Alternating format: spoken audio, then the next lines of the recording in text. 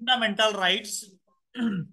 आज हम fundamental rights के बारे में पढ़ेंगे। मानव अधिकार, आपके क्या मानव अधिकार है, कहाँ कहाँ पर आपको जो है वो इस तरह की आजादी है भाई, आप जिंदगी अपनी अपनी तरीके से जी सकते हैं। आज हम आधे ही पढ़ेंगे, ज्यादा हम कर नहीं पाएंगे क्योंकि काफी डिटेल में करवा रहा हूं मैं आपको ये सब चीजें। ठीक है जी। देखो, फंडामेंटल राइट्स की अगर हम बात करें तो फंडामेंटल राइट्स अगर हैं तो ये इंडिया के जो संविधान है उसके पार्ट थर्ड में आते हैं। आर्टिकल 12 से लेके आर्टिकल 35 तक। तो ये सारे जो है वो आर्टिकल्स हैं जो आपके फंडामेंटल राइट्स के अंदर आते हैं।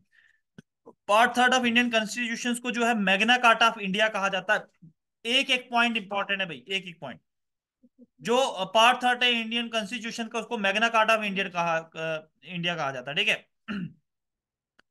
जो फंडामेंटल राइट्स हैं ये आपको कितने राइट्स प्रोवाइड करते हैं भाई? 6 राइट्स आपको प्रोवाइड करते हैं। वो कौन कौन से 6 राइट्स हैं आपके? देखो, 6 आपके कौन से राइट हैं भाई? Right to equality, right to freedom, right against exploitation, right to freedom of religion, cultural and educational rights, right to constitutional remedies. Originally अगर हम कॉन्स्टिट्यूशन की बात करें तो इसमें आपका राइट टू प्रॉपर्टी भी जो था, जो आर्टिकल 31 में था, अब इसको डिलीट कर दिया गया है। अब इसको डिलीट कर दिया गया और इसको जो है कौन से कॉन्स्टिट्यूशनल अमेंडमेंट एक्ट के तहत जो है वो डिलीट किया गया था? 44th constitutional amendment act 1978। ठीक है, इसके तहत इसको डिलीट किया गया। ठीक है जी। तो अब ज्यादा डिटेल में जाने से पहले थोड़ा सा ये बता देता हूं। जब इसको डिलीट किया गया था तो इसको लीगल राइट के अंडर जो है वो ऐड किया गया, article 300A part third of the Indian constitution. ठीक है, आर्टिकल 31 को। ठीक है। अब देखो, सबसे पहले मैं आपको ये आर्टिकल्स करवा लेता हूं, जो आर्टिकल 14 to 18 है। देखो भाई, एक सिंपल ट्रिक देने जा रहा हूं, जिंदगी में कभी नहीं भूलेंगे क्योंकि पेपर में डायरेक्ट पूछा जाता है आपको। ये कोई पर्सन ले लेते हैं हम। ठीक है, आप में से कोई पर्सन ले लेते हैं। ठीक है, दिखने में वो ऐसा है। ठीक है जी। बड़ी पैंट कोट पहनी हुई है उसने, उसकी सूखी सूखी टांगे हैं ये। ठीक है, बी पॉजिटिव वाली। ठीक है, आप सीख रहे हैं कुछ तो आपको थोड़ा पॉजिटिव रहना बहुत जरूरी है। ठीक है, आप एक देश के जो है एक जिम्मेदार नागरिक हैं। तो इसके ये हाथ हैं भाई, यहाँ पे जो है वो अपने आप को कैप पहना रहा। ठीक है, टोपी पहना रहा। ठीक है, खुद को कैप बना रहा है ये। ठीक है, और दूसरा हाथ जो है इसका है कभी इधर टच कर रहा, कभी उधर टच कर रहा, तो मतलब जैसे खुजली नहीं होती उस तरह से। आई होप को बड़ा अच्छा बन रहा होगा। देखो, ले लो कोई भी बंदा है यहाँ पे, किसी एक बंदे को हम चुनते हैं। ठीक है, किसी एक को चुन लेते हैं, कुलविंदर को चुनते हैं। ठीक है जी। देखो, कुलविंदर कहता है कि मेरे पाँव के बराबर सब है भाई, जितने भी लोग हैं तो मेरे पाँव के बराबर सब है। ठीक है, हर बंदा मेरे पाँव छूता है। ठीक है, मैं बहुत बड़ा आदमी हूं। तो आप कह सकते हो इक्वलिटी बिफोर लॉ। आर्टिकल 14 क्या कहता है? Equality before law. कानून की नजर में सब बराबर है भाई, आर्टिकल 14 कहता है। आर्टिकल 14 क्या कहता है? कानून की नजर में सब बराबर है। ठीक है, ये कुलविंदर का ड्रम जैसा पेट है। ठीक है, अब कुलविंदर क्या कहता है कि मेरी नजरों के सामने सब बराबर हैं। फिर ठीक है, देखो, कोई भी इंसान है, मेल हो फीमेल हो। ठीक है, तो आप कह सकते हो कि आप डिस्क्रिमिनेशन नहीं कर सकते on the basis of sex. Article 15 क्या कहता है? आर्टिकल 15 कहता है कि आप डिस्क्रिमिनेशन नहीं कर सकते हो। आप कह सकते हो prohibition of discrimination. Discrimination on the ground of, कौन सा ग्राउंड है? Sex, colour, caste, religion. आप इन सब के बेसिस पर ना किसी के साथ आप जो है भेदभाव नहीं कर सकते हो। आर्टिकल 15। ठीक है, ऐसे करके आपने याद रखना है। ठीक है जी, लॉन्ग टर्म टर्म के लिए आपको याद रहेगा। फिर तीसरे नंबर पे आता, मैंने कहा फुट। ठीक है, उसके बाद मेल है कि फीमेल है। ठीक है, देन आपका आता है भाई कि भाई पेट के लिए सब लोग क्यों पढ़ रहे हैं भाई? पेट के लिए आर्टिकल 16 क्या कहता है? Equal opportunity in public employment. भाई जितने भी लोग हैं ना, जितने भी लोग हैं भाई, चाहे वो किसी भी कॉस्ट से बिलोंग करता हो, हिंदू है, मुस्लिम है, किसी भी रिलीजन का हो, किसी भी कास्ट का हो, तो हर एक बंदे को इक्वल अपॉर्चुनिटीज है। आप सब लोग पढ़ रहे हैं, आप सब लोग पढ़ रहे हैं जॉब के लिए। अब ऐसा तो नहीं है ना कि भाई एक पार्टिकुलर कम्युनिटी जो है वो जॉब की प्रिपरेशन कर सकती है। Equal opportunity in public employment, public employment में इक्वल अपॉर्चुनिटीज हैं। उसके बाद आपका नेक्स्ट क्या आता है, आपका पाँव। ठीक है, ठीक है। आप देखो, आपने एक इंसान का जो है वो बॉडी बनाने के बाद आप उसके अकॉर्डिंगली क्या कर सकते हैं, जो है अंडरस्टैंड कर सकते हैं, क्योंकि ऐसी चीजें जो है वो लॉन्ग टर्म के लिए आपको याद रहने वाली होती हैं। फिर आपका नेक्स्ट आता भाई, ठीक है, बंदा जो है ये है आर्टिकल, ये छूछात। ठीक है, आर्टिकल 17, आर्टिकल 17 क्या कहता है, prohibition of, prohibition of untouchability, untouchability. ठीक है, कोई बंदा कहता भाई मेरे बर्तन को छू लिया आपने, ठीक है, अगर कोई बंदा ऐसा करता है तो वो कानूनी जुर्म है भाई, वो कानूनी जुर्म है, ऐसा वो नहीं कह सकता। ठीक है, तो जो अनटचेबिलिटी है उसको जो है वो अनसंवैधानिक करार दिया गया है। ठीक है, उसको संविधान के अंदर जो है वो एक क्राइम के तौर पर माना गया भाई, कोई अगर छूछात के ऊपर करता है। फिर आपका आर्टिकल 18 आता है। ठीक है, देखो ये यहाँ पे छू रहा, वहां पे छू रहा, मैंने तभी ये हाथ और पाँव ये सब बनाया। आर्टिकल 18, अब ये देखो सर पे मुकुट पहन रहा है, तो abolition of titles, abolition of titles. भाई कोई भी बंदा टाइटल्स यूज नहीं कर सकता। टाइटल क्या होता है, जैसे मैं बोलूंगा कि मैं नवाब हूं जी, जैसे मेरे आप, जैसे मैं किसी कमरे में अंदर इंटर हुआ, बहुत सारे लोग हैं, बोले नवाब साहब आ रहे हैं, तो सारे लोग खड़े हो जाएंगे भाई। नवाब साहब आ रहे हैं तो इक्वलिटी कहाँ पे हुई, उसको सारे रिस्पेक्ट दे रहे हैं। ठीक है, उसको सारे रिस्पेक्ट दे रहे हैं। देखो कोई भी बंदा, कोई आईएएस ऑफिसर है ना, वो उसकी डेजिग्नेशन, ठीक है, उसके साथ नहीं लिखा जाता कि ये आईएएस है। या कोई बंदा कहता कि भाई, किसी ने लिखा होगा रॉकी किंग राजपूत, ठीक है भाई, किसी की ऑफिशियल आईडी पे ये थोड़ी है ना, जो उसका वोटर कार्ड आईडी उधर थोड़ी किंग ऑफिशियल, आप अपनी मर्जी से फेसबुक पे लिख रहे हैं। ठीक है, आपको कोई ऑफिशियली थोड़ी ना दे के रखा हुआ कि आप लोग जो है वो आपका ये नाम है। ठीक है, आई होप कि आपको ये समझ में आ गया होगा। Article 14 equality before law, article 15 provision of discrimination on the basis on the ground of sex, colour, caste, creed, place of birth, religion. ठीक है, article 17 abolition of, abolition provision of untouchability, untouchability को unlawful जो है declare किया गया। Article 18 क्या है, article 18 क्या कहता है कि एब्यूलिशन ऑफ, जो आप लोग टाइटल यूज करते थे, इस इसका जो है वो टाइटल्स को एब्यूलिशन किया गया। ठीक है, उसके बाद देन बढ़ते हैं आगे की ओर।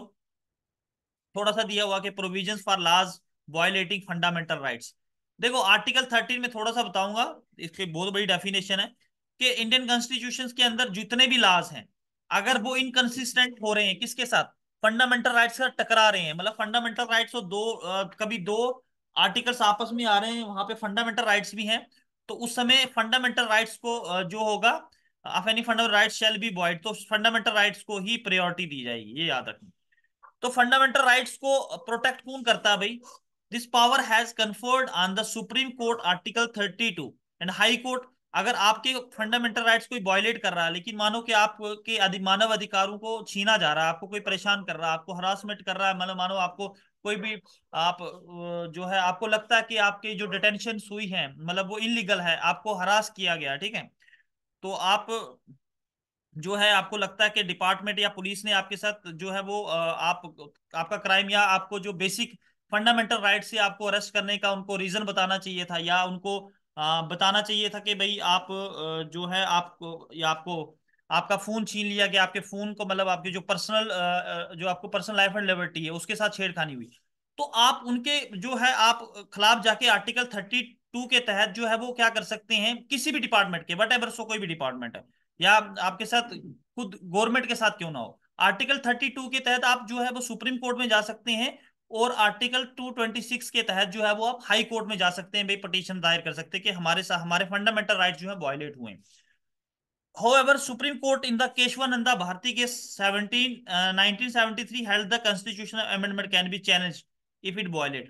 तो इसमें ये हुआ था कि अगर आपके जो फंडामेंटल वायलेंस वायलेशंस होती है तो आप चैलेंज कर सकते हैं, और उसके बीच में अमेंडमेंट भी की गई थी। ठीक है, अब देखो, रिट्स कितने तरह की रिट्स होती हैं? 5 तरह की रिट्स होती है। किस किस प्रकार के कौन से ऑफिशियल्स के खिलाफ आप जो है वो रिट लगा सकते हैं, ठीक है, ये हम पढ़ेंगे किसी अलग टॉपिक में भी। बट आपको याद रखना चाहिए, कोर्ट ने आपको 5 रिट्स दे रखी हैं। 32 के तहत आप हाई को सुप्रीम कोर्ट, और 26 के तहत आप सुप्रीम हाई हाई कोर्ट जा सकते हो। हैबस कार्पस, मैंडामस प्रोविशंस, सर्चोरियर एंड कोवरेंटो, ये आपकी 5 रिट्स हैं। 5 रिट्स हैं जिनके तहत आप जो है वो सुप्रीम कोर्ट या हाई कोर्ट का दरवाजा खटखटा सकते हैं, ठीक है। तो फीचर्स क्या है भाई? प्रोटेक्टिव बाय, देखो, प्रोटेक्ट कॉन्स्टिट्यूशन करता है आपके फंडामेंटल राइट्स को। सस्पेंशन ऑफ राइट्स, देखो, लगभग इमरजेंसी के टाइम आपके जो है फंडामेंटल राइट्स जो है वो सस्पेंड होते हैं, एक्सेप्ट आपका आर्टिकल 20 और आर्टिकल 21। आर्टिकल 21 क्या कहता है? पर्सनल लाइफ और लिबर्टी, आपकी पर्सनल लाइफ और लिबर्टी को जो है वो छेड़खानी नहीं की जा सकती। हाँ, कुछ ऐसे भी हैं जिनको फंडामेंटल राइट्स की जो है वो फंडामेंटल राइट्स के लिए अगर उनका वायलेशन भी हो सकता है तो वो कुछ नहीं, जैसे मिलिटेंसी का केस हो गया, कोई बंदा जो है वो ड्रग्स लाइक केसेस हो गए, या आपके जो है कोई मिलिटेंट पकड़ा जाता, तो वो ये नहीं कह सकता कि भाई मुझे फंडामेंटल राइट्स दो, क्योंकि तो फिर इसके बाद आता आपका फर्दर 6 फंडामेंटल गारंटी आर्टिकल 19 के तहत कैन बी सस्पेंडेड। जो 6 फंडामेंटल राइट्स होते हैं ना, उसको सस्पेंड किया जाता है ड्यूरिंग इमरजेंसी ऑनली, जब एक्सटर्नल इमरजेंसी हो या वार इमरजेंसी हो। इस तरह के जब जो सिचुएशंस आती है देश के ऊपर, तो ये वाले राइट जो होते हैं वो क्या किए जाते हैं, इनको सस्पेंड किया जाता है। अब ऐसा थोड़ी ना, कोरोना के टाइम पे आप लोगों ने, आप बाहर निकले तो आपको पता कि आपने आर्टिकल 19 में क्या कि फ्री टू मूवमेंट है, आपका फ्री टू एसोसिएशन है, ठीक है, फ्री टू सेटलमेंट है, तो फ्रीडम टू स्पीच है, तो आप बोलोगे यार हमारी फ्रीडम स्पीच है। फिर बाहर निकलोगे तो पुलिस बरसाएगी डंडे, बोलोगे हमारा फंडामेंटल राइट। तो कुछ ऐसी सिचुएशंस होती है जहां पे फंडामेंटल राइट्स जो होते हैं वो वायलेट, जो सस्पेंड किए जाते हैं, तो उस समय आपके फंडामेंटल राइट्स, क्योंकि ये आपकी प्रोटेक्शन के लिए होते हैं ना। अगर आप लोग कोरोना के टाइम में बोलेंगे मेरा फंडामेंटल राइट है, मैं मूव कर सकता हूँ, मेरे को पुलिस क्या करेगी, मेरे को क्या करेगा कोई, ठीक है। तो ऐसे ऐसी सिचुएशन में जब आपको 4-5 बजेगी तो उस समय नहीं कहना कि सुबह सर ने फंडामेंटल राइट्स पढ़ाए थे वो मानव अधिकार के। तो ऐसी सिचुएशन भाई सस्पेंड किए जाते हैं क्योंकि आपकी भलाई के लिए, ठीक है। बड़ी सारी चीजें सीखोगे आज। अच्छा देखो, restriction of laws, this their applications to be member of armed forces, paramilitary forces, police forces, intelligence agencies and the analogous services can be restricted abrogated by parliament. देखो यार, बढ़िया चीज बता रहा हूं मैं आपको, यूपीएससी लेवल की, यूपीएससी लेवल का पॉइंट और यूपीएससी लेवल का पढ़ा भी रहा हूं मैं आज आपको। तो अगर आप फिर भी पॉलिटी में जो है वो ना अच्छे से करके आए तो वो आपकी बदकिस्मती होगी। आर्टिकल 33 क्या कहता है? आर्टिकल 33 के तहत आपके पार्लियामेंट के पास ये पावर है भाई, पावर है कि वो रिस्ट्रिक्ट कर सकता है कुछ फंडामेंटल फंडामेंटल राइट्स को, लेकिन किसके? हमारे नहीं, सबके नहीं। मार्शल लॉ के, while martial law military rule impose under the arm abnormal circumstances in force area हो गया, जो जो भी। अब देखो आर्टिकल 33 क्या कहता है कि आर्टिकल 33 में पार्लियामेंट के पावर है कि वो कुछ लोगों के कुछ जो है वो क्या कर सकता है कि फंडामेंटल राइट रिस्ट्रिक्ट कर सकता है। जैसे आर्मी है भाई, आर्मी वाले हैं, ठीक है, ये बड़े सेंसिटिव जो डिपार्टमेंट्स होते हैं, आर्मी है, पुलिस है, पैरामिलिट्री है, ठीक है। अब ये नहीं बोलेंगे कि मेरा फंडामेंटल राइट्स है। अभी कोई बोले आर्मी में खड़ा होकर मेरा फंडामेंटल राइट्स है तो मैं जा रहा हूँ घूमने के लिए, ठीक है, मैं लगा हूँ स्पीच देने फेसबुक पे जाके, ये हो रहा देश के अंदर, वो हो रहा, वो उठ के ये शुरू कर दे, मैं एक ग्रुप बनाता हूँ आर्मी के अंदर ही, तो हम जो एक एसोसिएशन बनाते हैं, एसोसिएशन बनाने के बाद हम जो है आर्मी के अंदर इलेक्शन लड़ते, तो भाई फिर बजेंगी ठीक ठाक तरीके से। तो पुलिस के पास हो गया, आर्मड फोर्सेस हो गए, क्योंकि ये सेंसिटिव, क्योंकि ये लोग जो है ये लोग देश को संभाल रहे हैं भाई, ये लोग देश के लिए सेवा कर रहे हैं। अगर ये लोग ही मानो कि कोई पुलिस डिपार्टमेंट, पुलिस वाला बेचारा, वो मेला बोलेगा ड्यूटी उसकी लगी हुई किसी गेट पे, ठीक है, बोलता मेरा फंडामेंटल राइट से मेरा मन कर रहा मैं आज घूमने जाता हूँ, ठीक है, यहाँ से टेररिस्ट आ गए तो पूरे कैंप को उड़ा दिया। तो भाई वो फंडामेंटल राइट्स के चक्कर में तो उसने आर्मी को, अपनी पूरे फोर्स को मरवा दिया। तो इन लोगों के लिए जो है रिस्ट्रिक्शन ऑफ लॉज है, इन लोगों के लिए पार्लियामेंट के पास ये अथॉरिटी है कि इन लोगों के जो है वो फंडामेंटल राइट्स को जो है वो रिस्ट्रिक्ट कर सकते हैं। एक आर्मी वाला नहीं कह सकता कि भाई मैं अफसर को सल्यूट नहीं मारूंगा भाई, वो मेरा, मैं इक्वालिटी कहाँ पे हुई, भैया मारना पड़ेगा, ठीक है जी। तो ये अच्छा, कुछ ऐसे एरियाज भी होंगे, आपको पता है कंटेनमेंट एरिया होते हैं, कंटेनमेंट, जैसे आपका सतवारी वाला एरिया आ गया, सतवारी एरिया आ गया, ये आर्मी जोन है भाई। यहाँ पे आपको गेट के पास नहीं खड़े होने देते, जब भी आर्मी का गेट होता है आपको बोलते हैं भैया बाइक साइड लगा, ठीक है, यहाँ से हटा दे भाई, यहाँ पे शोर शराबा मत करो।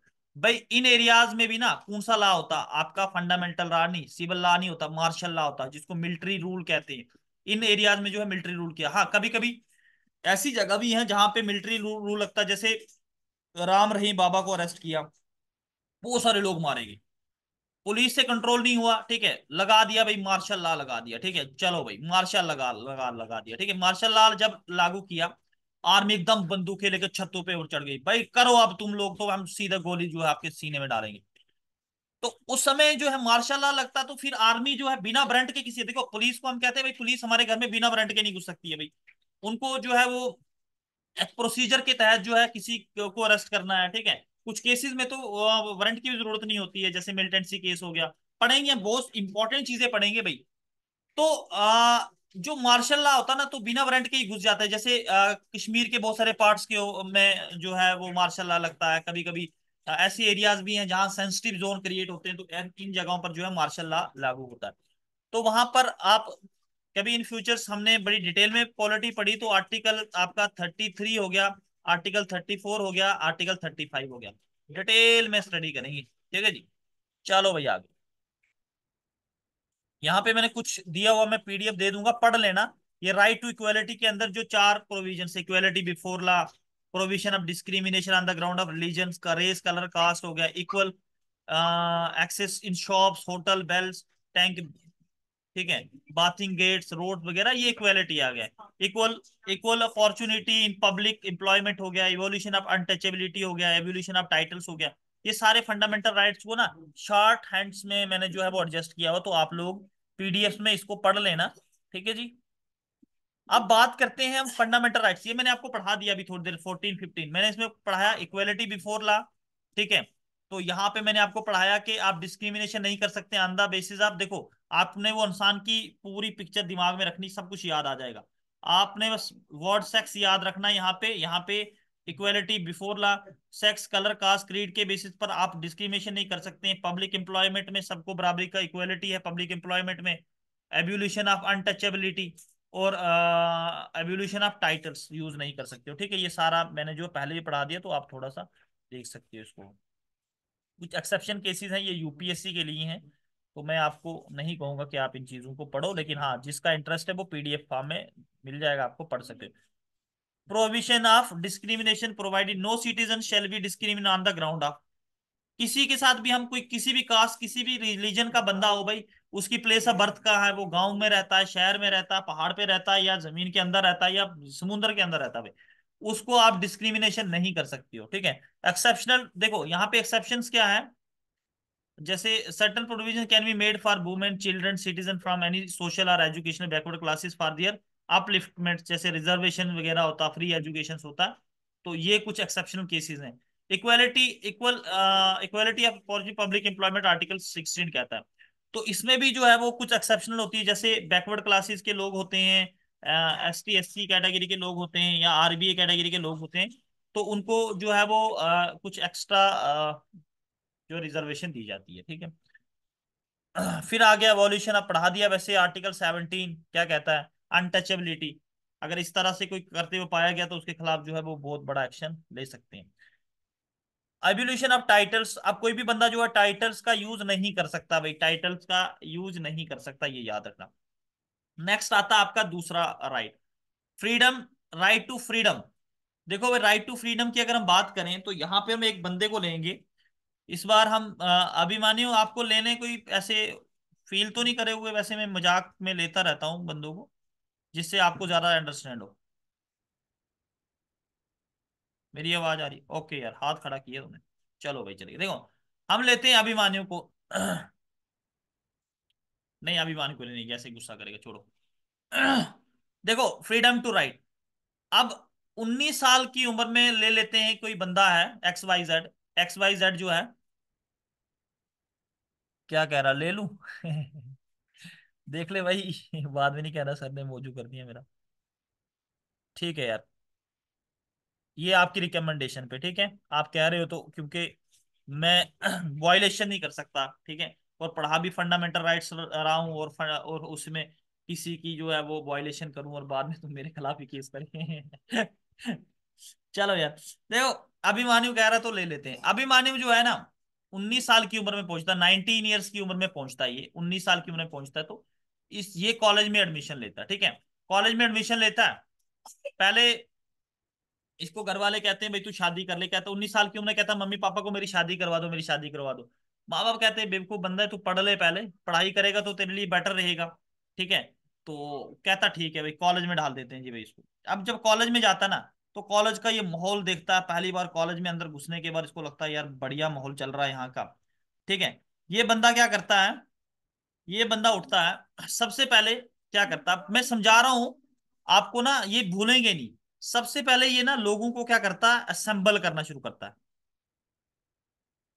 वर्ड असेंबल, असेंबल का मतलब क्या होता है, लोगों को इकट्ठा करना शुरू करता है, मतलब अपने दोस्तों को इकट्ठा करता है। इकट्ठा करने के बाद ना उनकी एक एसोसिएशन बनाता है, एक एसोसिएशन बनाता है। एसोसिएशन बनाने के बाद एक स्पीच देता है, ठीक है। उनको कहता है यार इकट्ठे हो जाओ, जैसे आपको मतलब एसोसिएशन, जैसे NSUI है, national student union of India हो गया, जैसे एसोसिएशन हैं। सबसे पहले कॉलेज में बच्चों को, अपने फ्रेंड को इकट्ठा करता है, एक ग्रुप बनाता है और उनको स्पीच देता है। स्पीच देने के बाद इनको कहता है कि हम ट्रेड करेंगे। ट्रेड किसका करेंगे हम, व्यापार करेंगे हम, ठीक है। करता ये सारे इनलीगल धंधे, ठीक है, इनलीगल धंधे करता है ये सारे। कहता कि ट्रेड करना हमने जो है वो टैक्स से बचाने के लिए सामान जो हम जो है वो चोरी करके लाएंगे। चोरी इन द सेंस मतलब टैक्स बचाएंगे, गवर्नमेंट को टैक्स नहीं देंगे तो पता ही नहीं चलेगा, हम किसी को रिसिप्ट नहीं देंगे, तो कहते कोई बात नहीं। तो ट्रेड करने के लिए फ्रेंड कहते हैं उसके लिए मूवमेंट करना पड़ेगा भाई, एक जगह से दूसरी जगह जाना पड़ेगा, बिल्कुल जी कहते हैं आप जाओ। तो जब ये मूवमेंट करते हैं तो काफी पैसा कमाने के बाद ये ना सेटल हो जाते हैं फिर, ठीक है। सेटल हो जाते हैं ये लोग, सेटल हो जाते हैं। सबसे पहले इन्होंने क्या किया भाई, समझना, ध्यान से समझना। असेंबल किया, लोगों को इकट्ठा करना शुरू किया। असेंबल करने के बाद इन्होंने लोगों की एक एसोसिएशन बनाई, ग्रुप बनाया। उस ग्रुप को इन्होंने स्पीच दी। स्पीच में इन्होंने कहा कि हम जो है वो इस तरह का ट्रेड करेंगे जहां मुनाफा ज्यादा होगा, ठीक है। मतलब हम गवर्नमेंट को चूना लगाएंगे। तो ट्रेड, ये जब ट्रेड करना शुरू करते हैं उसके लिए मूवमेंट भी करते हैं और बाद में ही सेटल हो जाते हैं। तो याद रखना कि आर्टिकल 19 आपको 6 जो है वो फंडा 6 राइट्स देता है आपको। कौन से 6 राइट्स देता है, राइट टू असेंबल्स, आप जो लोगों को इकट्ठा कर सकते हैं। आपको ये नहीं बोलेगा कि भाई तू लोग क्यों इकट्ठे कर रहा है यार, मेरा भी मन करेगा मैं ना 10-20 लोग इकट्ठे करूंगा, मैं एक ग्रुप बना लूंगा, उसका नाम डाल दूंगा, ठीक है, एक एसोसिएशन बना दिया मेरे को, कोई नहीं पूछेगा भी तू ग्रुप क्यों बना रहा है, मैं स्पीच दे सकता हूँ। बट याद रखना है कि राइट टू स्पीच क्या है, राइट टू स्पीच वही है जब आप जो है राइट टू स्पीच में किसी रिलीजन के खिलाफ नहीं बोल सकते हो, आप देश के खिलाफ नहीं बोल सकते हो, किसी पर्सन के खिलाफ भी आप नहीं बोल सकते हो। क्योंकि अगर आप ऐसा करोगे तो वो पर्सन आपके खिलाफ जो है वो या देश आपके खिलाफ एक्शन ले सकता है। आपको राइट, हाँ कोई सही चीज है उसको उठाओ आप, ठीक है। जो चीज आपको लगता है कि भाई सरकार के द्वारा ये की नहीं गई है, वादे किए इन्हें, झूठे वादे किए, तो आप वो राइट टू स्पीच है आपको। ट्रेड करने का अधिकार है भाई, कोई नहीं रोकेगा आपको भाई तू ये क्या ट्रेड कर रहा है, तू क्यों ये दुकान चला रहा है। आपको इंडिया के किसी भी पार्ट में मूवमेंट करने का, मूव करने का पूरा अधिकार है। आप चाहे हरियाणा जाओ, तमिलनाडु जाओ, देश के किसी भी हिस्से में सेटल हो सकते हो आप, ठीक है, ये आपका अधिकार है, ठीक है। आपको आर्टिकल 19 जो है वो 6 जो है वो फंडामेंटल राइट्स गारंटी करती है, ठीक है, कि आप जो है मूवमेंट कर सकते हैं। अब देखो, इतना काम करने के बाद, इतना काम करने के बाद अब अभिमन्यु जी क्या कहते हैं, अभिमन्यु क्लास में ही है ना, ठीक है जी। इतना सब करने हाँ के जी बाद, सर। हाँ बिल्कुल। तो अभिमन्यु जी कहते हैं, अभिमन्यु को, अभिमन्यु जो है इतना तो पता चल जाता है डिपार्टमेंट को कि ये बंदा जो है वो देश के साथ गड़बड़ी कर रहा है, देश के साथ मतलब लोगों के साथ गड़बड़ी कर रहा है। तो इस बंदे को जो है अरेस्ट करने का पूरा प्लान पुलिस तैयार करती है, ठीक है। पुलिस पूरा अरेस्ट करने का तैयार करती है क्योंकि टैक्स चुराना भी एक इनलीगल है। तो ये देखता है यार कि मुझे जो है वो क्या प्रोटेक्शन है भाई, मैं कैसे बच सकता हूँ। ये पढ़ता है आर्टिकल, 20 साल की उम्र में पहुंच चुका है अब ये। अब ये बंदा अरेस्ट हो, ठीक है। Protection in respect of conviction for offences. अब इसको लगता है कि किन किन किन किन जगहों पर जो है मुझे जो है वो सजा मिल सकती है। आर्टिकल 20 में ये पढ़ता है, protection against arbitrary and excessive punishment to an accuse person whether citizen और फॉरनर और legal person like a company और कोई भी कॉर्पोरेशन हो। इसमें क्या होता है कि भाई किसी भी बंदे को, no person shall be convicted of any offence except for the violation of law in force. किसी बंदे को बिना वायलेशन किए सजा नहीं मिल सकती। इसको लगता है मैंने क्या क्या वायलेशन किया।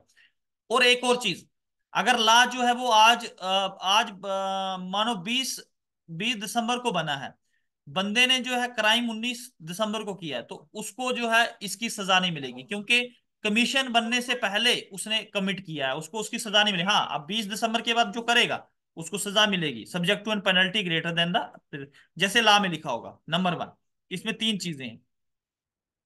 नंबर 2, इसको पता चला कि भाई ठीक है, मैंने जो एक क्राइम किया था, कि एक बंदे को एक केस की एक ही बार सजा मिल सकती है, 2 बार वो एक, कोई भी क्राइम की एक ही सजा है, तो उस बंदे को एक क्राइम की 2 सजाएं नहीं मिल सकती हैं। नंबर 2, कोई भी person, no person accused of any offence shall be compelled to be a witness. अच्छा, आप लोग हैं, आपको पुलिस कभी नहीं कह सकती कि बोलो भाई, आपको कंपेल किया जाएगा कि आप अपने खिलाफ गवाही दो, ठीक है।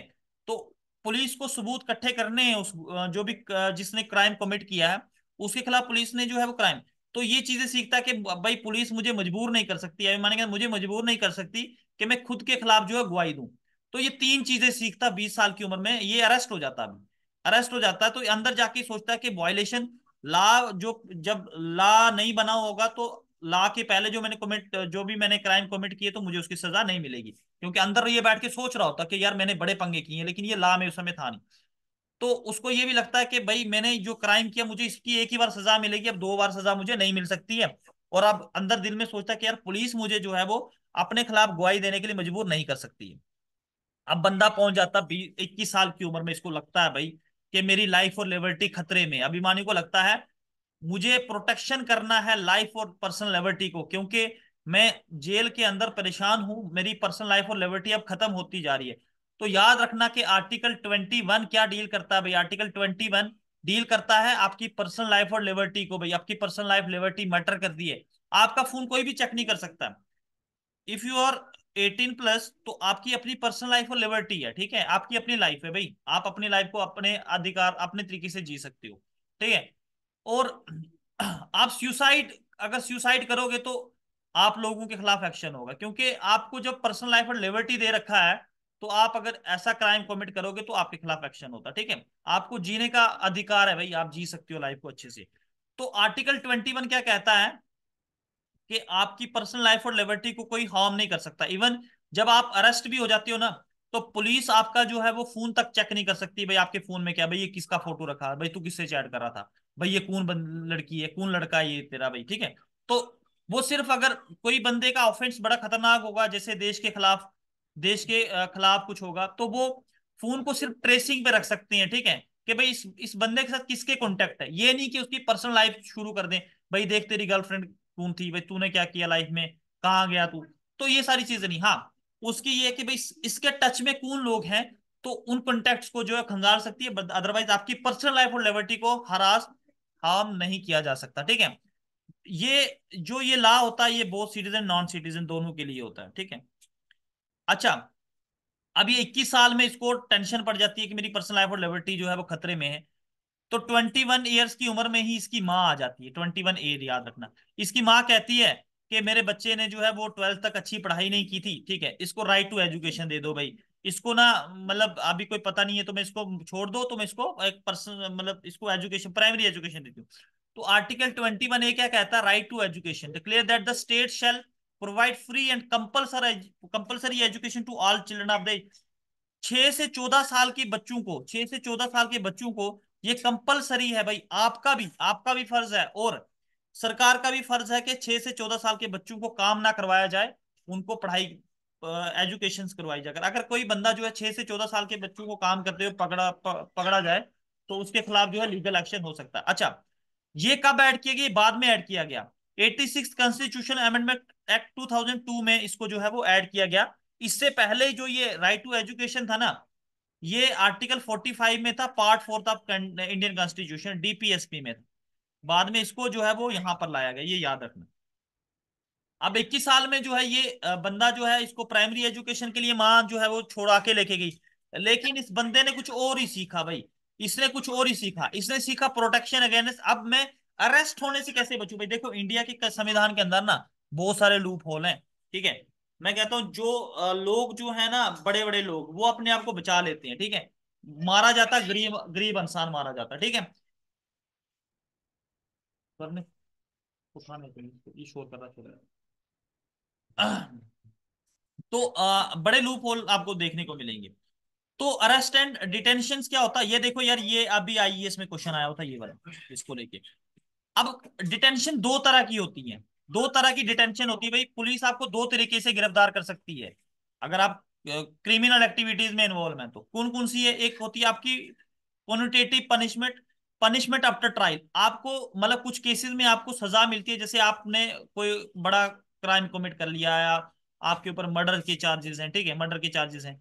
तो सबसे पहले ट्रायल होंगे, कोर्ट वकील लड़ेंगे भाई इसने किया नहीं किया है, या पुलिस ने इसके ऊपर झूठा केस बनाया है। तो आपको पहले ट्रायल के बाद आपको जो है वो सजा होगी। लेकिन प्रिवेंटिव जो होता है ना, आपको पनिशमेंट मिलेगी विदाउट ट्रायल। आपकी कोई भी आपकी ट्रायल नहीं होगी आपको, जैसे मिलिटेंट को पकड़ा गया, उसकी बिना कोई ट्रायल के बिना ही उसको जो है वो पनिशमेंट डिक्लेयर किया जाएगा। ये याद रखना, ये यूपीएससी में पेनिटेटिव और प्रिवेंटिव के बारे में पूछा हुआ था, ठीक है।